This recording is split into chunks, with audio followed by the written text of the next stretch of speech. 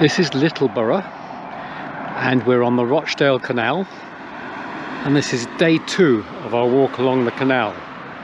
This is around the halfway point between Manchester and Sowerby Bridge. You see we're right on the edge of the Pennine Hills here,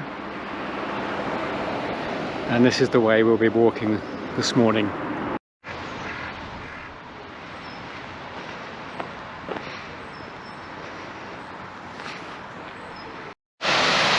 Lock number 48.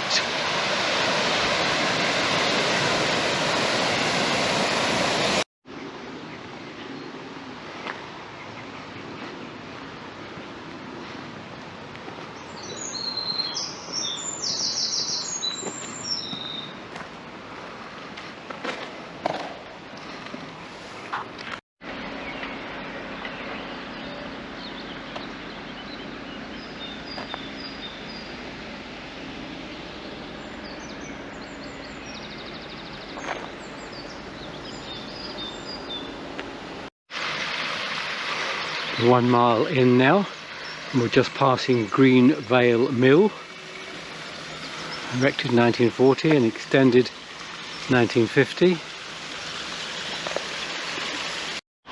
Just a short distance further on, at Lock Gate 42, there's a dark, deserted and broken mill here.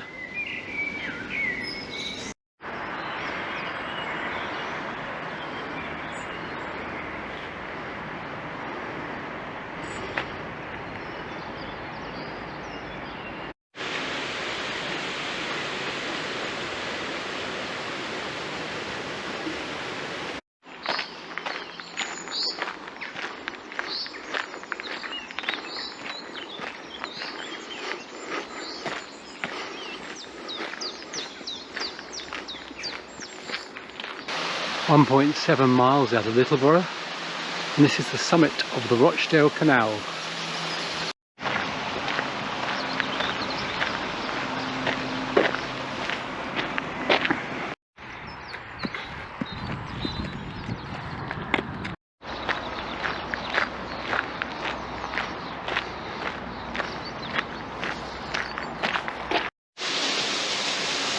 Two and a half miles from Littleborough.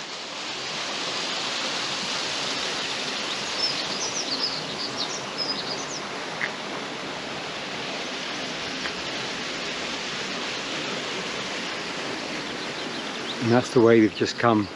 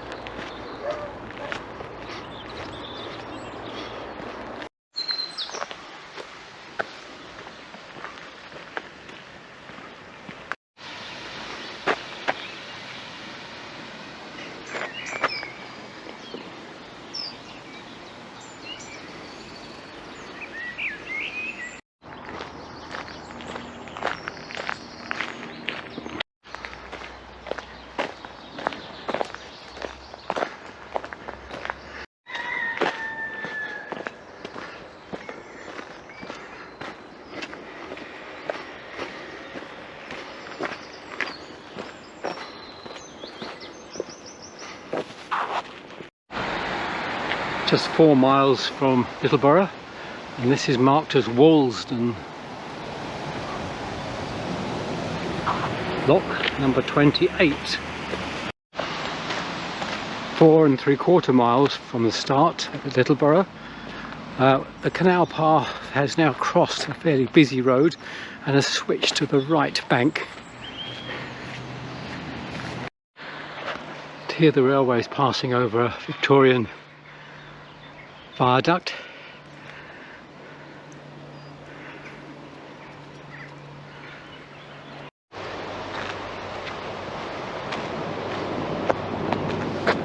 And this is Lock 24, Gorpsholm Highest Lock.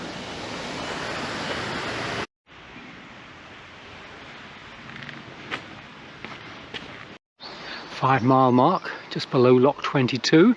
We've just passed under this very interesting railway bridge with these castellations at each end, fortifications almost, and the little badge in the centre there seemed to read 1860 as the build date, but I can't be quite sure of the exact date.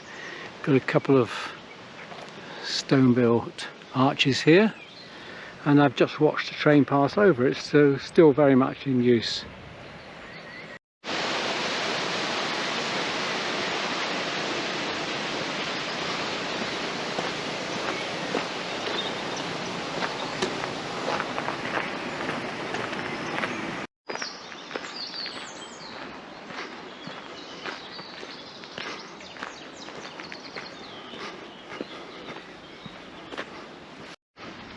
There is a massive brick-built embankment here, holding back presumably the hillside. A rough count tells me that there's about 250 rows of bricks in this wall, and it just goes on and on. There must be millions of bricks. At 6 miles, the canal path crosses close to the town centre of Todmorden, a busy road, but plenty of opportunity to get some refreshments. I was particularly taken by this shop over here in its front. And we resume our walk on the left side of the canal.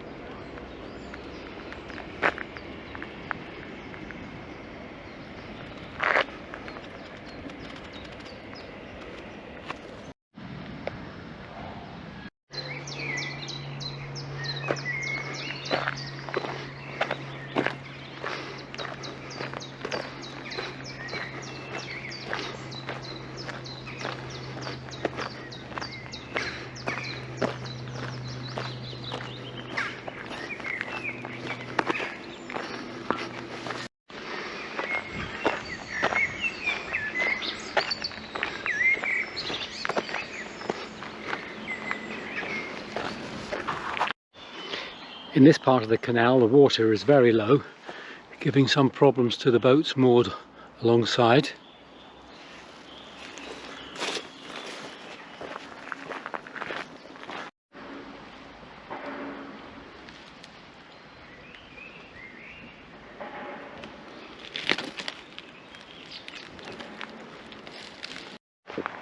More problems with low water levels, living life on a slope. 8 miles in, and we're at Lock 14.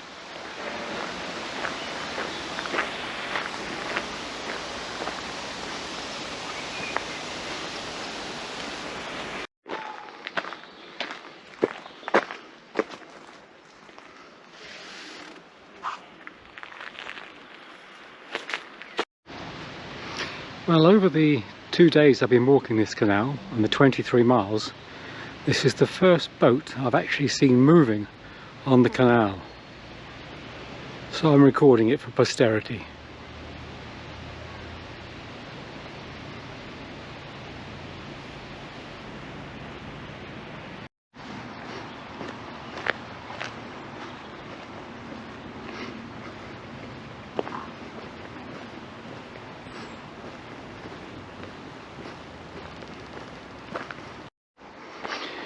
This is at the 9-mile mark from Littleborough, and clearly these are residential. On the left they've taken over the ground and developed it into gardens and vegetable places.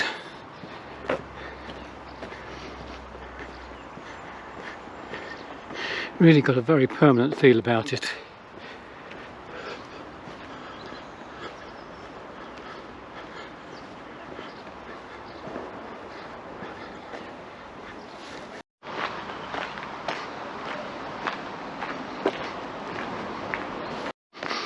Coming up to a pub here at Hebden Bridge, popular.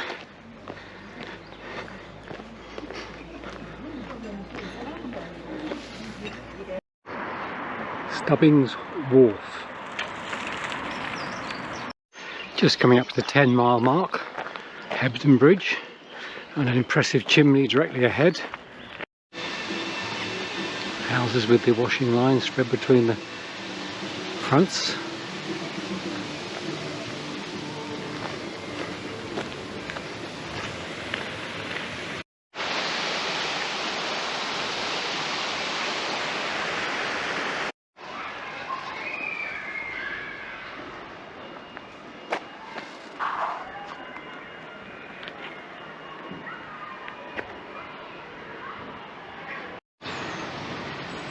Looking at the way we are following.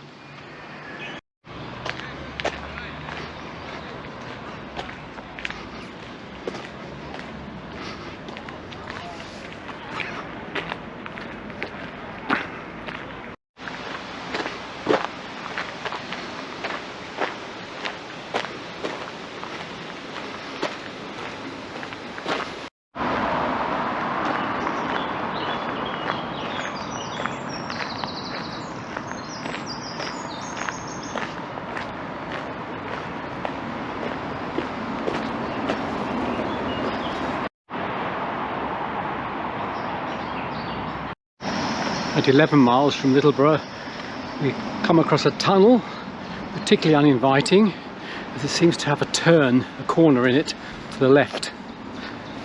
We'll follow the path up the right-hand side. 50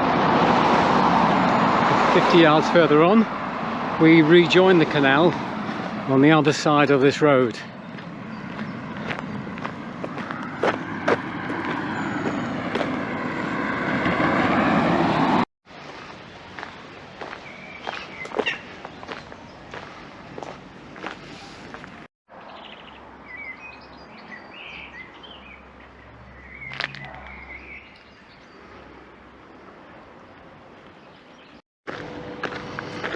Miles, a little bit industrial here, but we'll soon be through this.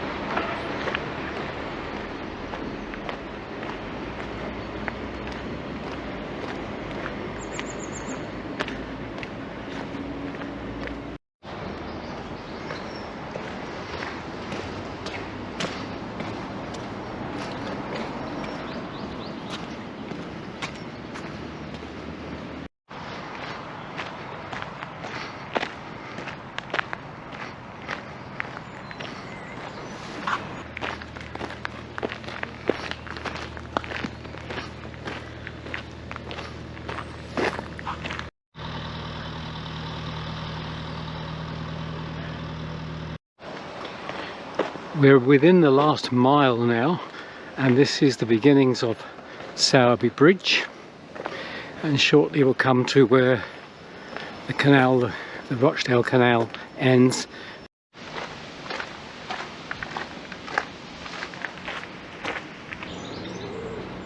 These are the final blocks of the Rochdale Canal. We've just passed over a busy main road, and the canal went under a short tunnel, and now we're just following down to the lock number 2.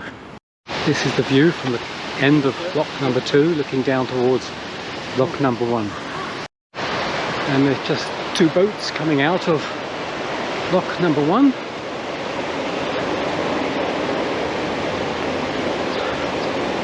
And this is the view below the first lock on the canal. He's looking up to lock number 1.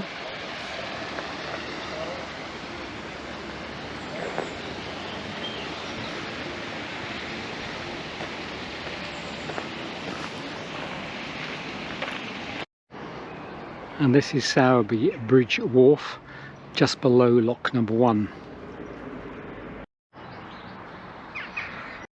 And this is the junction where the canal finally joins the Calder and Hebble navigation. We're looking up the navigation in one direction,